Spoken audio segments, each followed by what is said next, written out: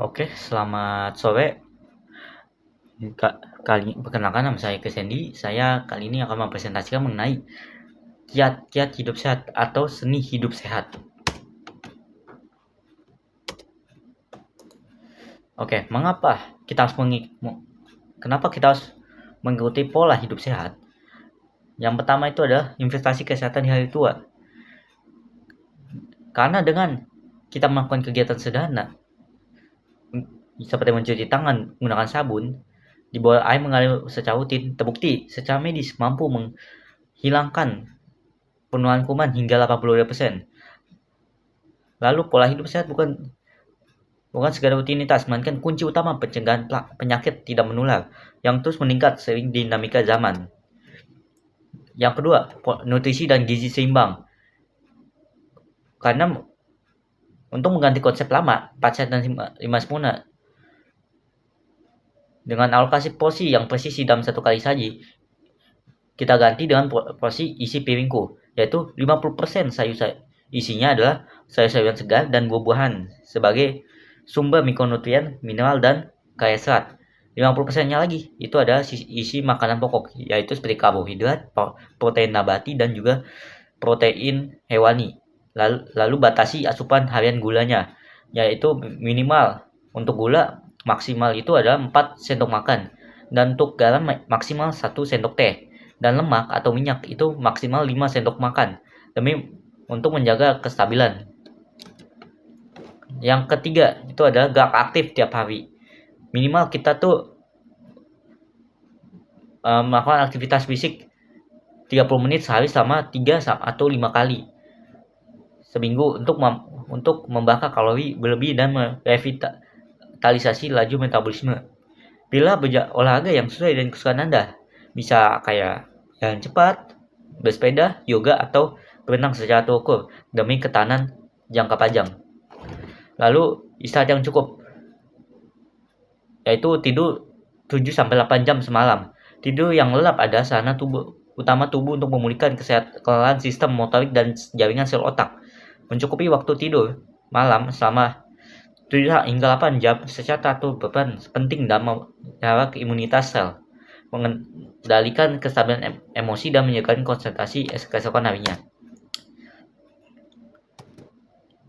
Lalu tips yang keempat itu adalah menjaga kesehatan mental dan pikiran, yaitu kita harus mengelola pikiran dan tubuh. Yang pertama yaitu adalah kita harus memanajemen stres kita. Stres berlebih memunculkan sekresi hormon kortisol yang merusak tubuh. Kalau ketegangan dengan meditasi, pernapasan dalam, atau jalani hobi produktif. Yang kedua yaitu hindari konstan. Pastikan minum air putih minimal 8 gelas atau 2 liter per hari. Akan membantu menjaga sirkulasi darah dan meningkatkan fokus kognitif otak. Lalu kita harus berhubungan sosial dengan kerabat dekat atau dengan keluarga agar dapat menstimulasikan pelepasan hormon kebahagiaan atau oksitosin yang mendukung pemulihan mental. Yaitu terus untuk porsi ideal kebutuhan dietasi kita adalah air putih itu 65%, sedangkan asupan buah dan sayur ada 25%. Sisanya adalah 10% untuk cairan lainnya. Kebiasaan buruknya dan dengan solusinya.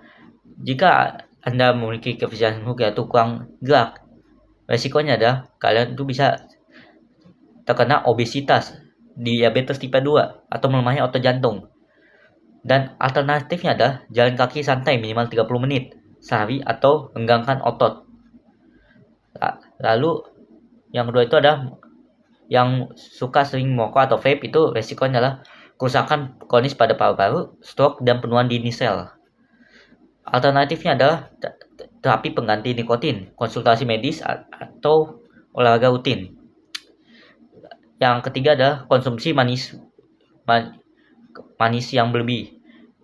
Itu resiko kesehatan adalah resistensi insulin, kerusakan gigi, obesitas morbid, dan juga untuk alternatifnya adalah peralihan asupan manis ke pemanis alami, stevia atau buah asli. Oke, langkah sederhananya adalah untuk cek kesehatannya. Kunjungi puskesmas terdekat untuk memonitor kadar gula darah, kolesterol, dan tekanan darah harian. Lalu, hilangkan kebiasaan merokok dan hindari paparan asap rokok pasif demi melindungi organ vital pernapasan. Yang ketiga, rajin bergerak, minimal yang seperti dibilang tadi, minimal berjalan kaki 15-30 menit setiap hari secara teratur dan konsisten. Yang keempat, itu ada atur kembali pola konsumsi makan sesuai isi piringku yang tadi sudah dijelaskan. Karena untuk memenuhi asupan gizi makro dan mikro. Oke, sekian itu saja dari presentasi saya. Terima kasih.